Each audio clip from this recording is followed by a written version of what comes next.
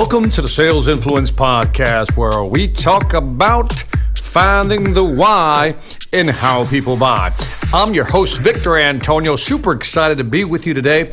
And let me just kick this off with saying I am going to answer some emails that I've been getting and also some comments on YouTube, some questions, great questions that you guys are providing. So, two big questions to deal with during this podcast. Okay, the first one comes from Justin Ngup.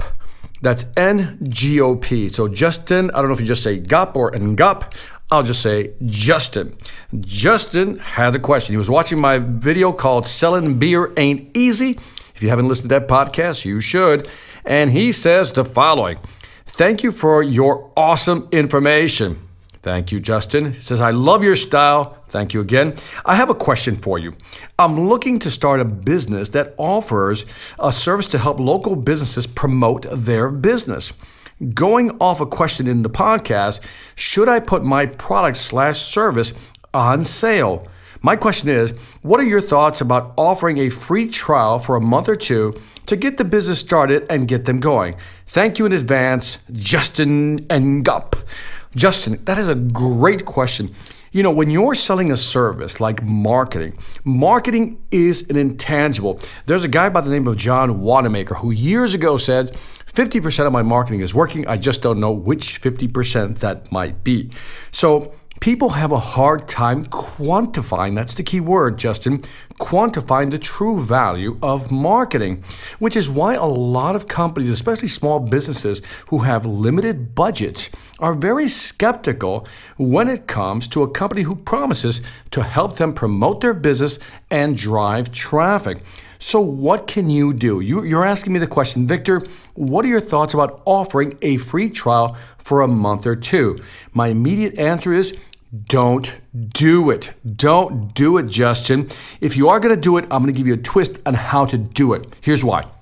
When you give something away for free, it's never really valued. Years ago, I worked with an internet marketing company.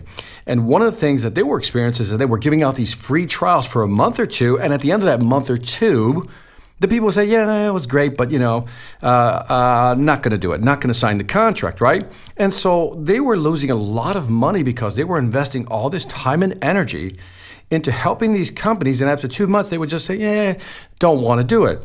So here's how we changed the model. First of all, during the presentation, one of the things you need to set up, Justin, is expectations. Now, you know as well as I do that when it comes to marketing, it takes time. It's not a switch that you just turn on and off, right? It takes time to market.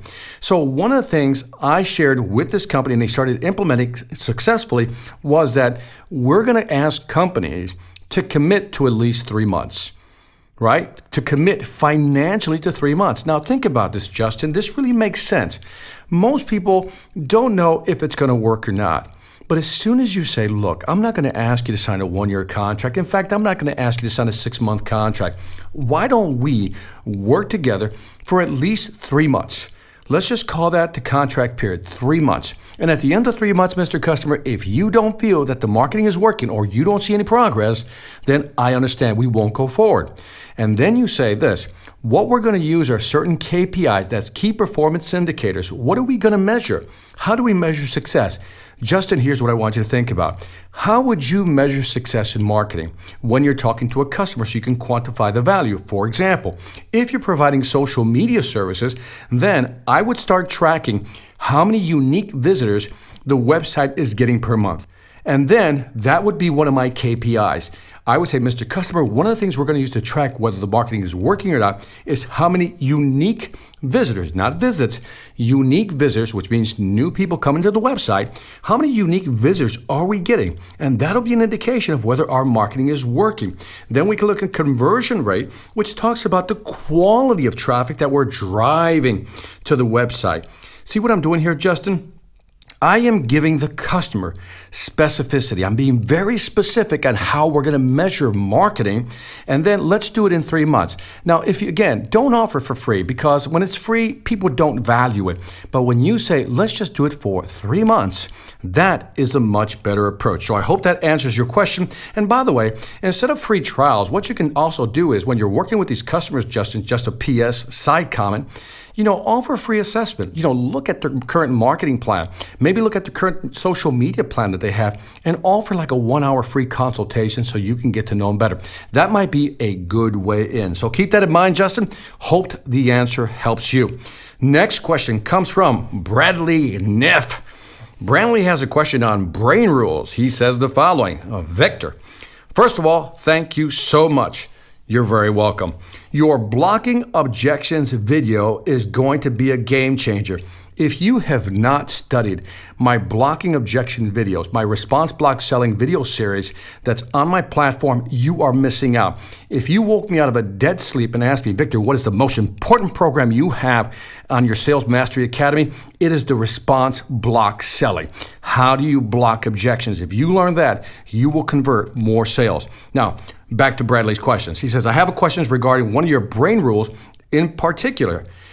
How would you get a client or a customer to break the brain rule that tells them not to use a credit card over the phone? Great question. So in other words, Bradley, I'm assuming you're talking to somebody, I don't know what you're selling, but one of the objections they have is, I don't like to use credit cards over the phone, right? Great objection, right? Now, Bradley, you know that objection exists. So that's the assumption, because for those of you who study the program, never raise an objection that isn't there. So I'm assuming Bradley's thinking, every customer is thinking, you know what, I don't want to use a credit card over the phone. So what can you do? Well, Bradley, let's go back to the structure that I teach you. That is, first, you want to raise the objection. Don't let them raise the objection. So you want to say, Mr. Customer, let's say that you're going towards the close. You're about to close this deal, right?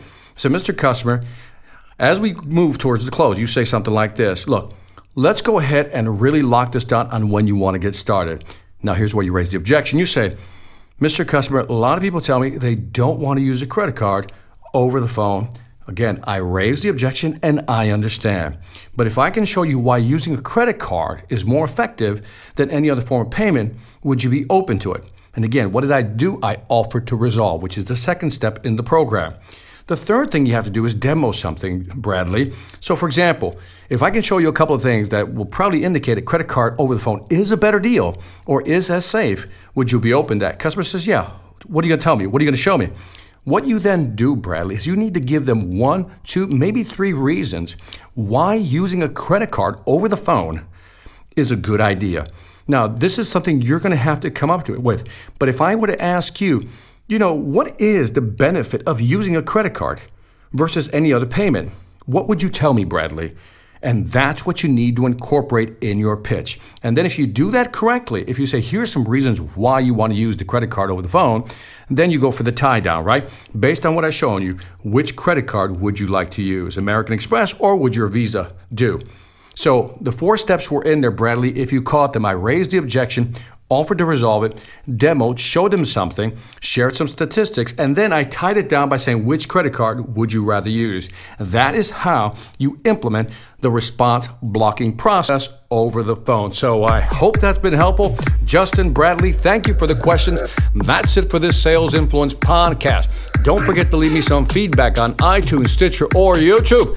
Let me know what you think. I'd greatly appreciate it. Also, check out my new online sales training platform called the Sales Mastery Academy. Over 24 courses, 300 plus video, my 12 books on sales and motivation, webinars, and a whole lot more.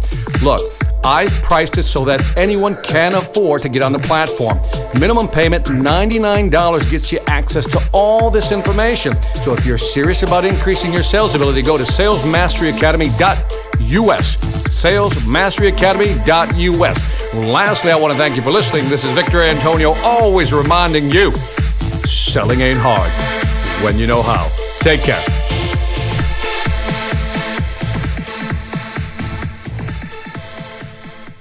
Hi, I'm Victor Antonio. I'm an author, sales trainer, and keynote speaker. I'm often asked, what makes a great speaker? Is it someone who delivers real content that the audience can use? Is it someone who engages the audience so they're part of the learning experience? Or is it someone who can motivate an audience to push them beyond their comfort zone and discover new abilities? The answer is yes. But the most important thing to remember is that I'm not there to look good.